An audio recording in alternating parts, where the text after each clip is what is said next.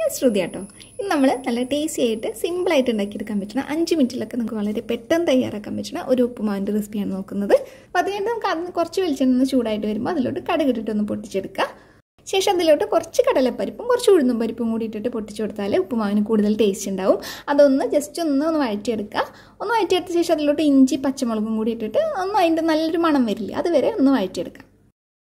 എന്നിട്ട് അതിലോട്ട് ഒരു സവാള ചെറുതായിട്ട് അരിഞ്ഞിട്ടും കൂടി ചേർത്ത് കൊടുക്കുന്നുണ്ട്. അതൊന്ന് വഴറ്റിയതിന് ശേഷം നമുക്കതിലോട്ട് ക്യാരറ്റും കൂടി ചേർത്ത് കൊടുക്കാം. അപ്പോൾ ക്യാരറ്റും ചെറുതായി തന്നെയായിട്ട് അരിഞ്ഞു നോക്കുന്നത്. അപ്പോൾ ഇങ്ങനെ ചെറുതായി അരിയുന്നതുകൊണ്ട് തന്നെ ഇത് പെട്ടെന്ന് ഒന്ന് വാടിക്കിട്ടും.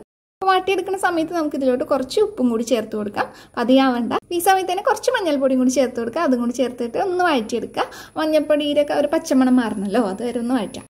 അപ്പോൾ ഇത് ക്യാരറ്റും സവാളയൊക്കെ ഒന്ന് വാടി വരുമ്പോൾ നമുക്കതിലോട്ട് ആവശ്യത്തിന് വെള്ളം ഒഴിച്ചു കൊടുക്കാം. അപ്പോൾ വെള്ളം ഒഴിച്ചു കൊടുത്തിട്ട് അതിൽ ഉപ്പൊക്കെ ഒന്ന് നമുക്ക് നോക്കാം. ഉപ്പ് കുറവാണെങ്കിൽ ഉപ്പ് നമുക്ക് ചേർത്ത് കൊടുക്കാം.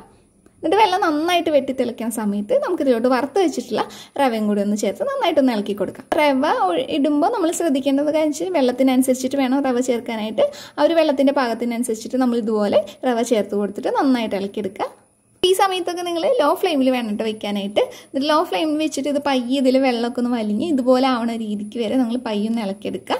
അപ്പോൾ എന്നിട്ട് ഫ്ലെയിം ഓഫ് ചെയ്ത് കൊടുക്കാം. അപ്പോൾ ഇതുപോലെ ആയി കഴിഞ്ഞാൽ ഉപ്പുമാവ് റെഡി ആയിട്ടുണ്ടാവും. നല്ല ടേസ്റ്റി ആയിട്ടുള്ള നല്ല സോഫ്റ്റ് ആയിട്ടുള്ള ഒരു ഉപ്പുമാവ്. അപ്പോൾ നിങ്ങൾക്ക് തീർച്ചയായിട്ടും ഇഷ്ടപ്പെടും. നിങ്ങളൊന്ന് ഉണ്ടാക്കി നോക്കിയിട്ട് താഴെ ഒന്ന് കമൻറ്റ് ചെയ്യുക.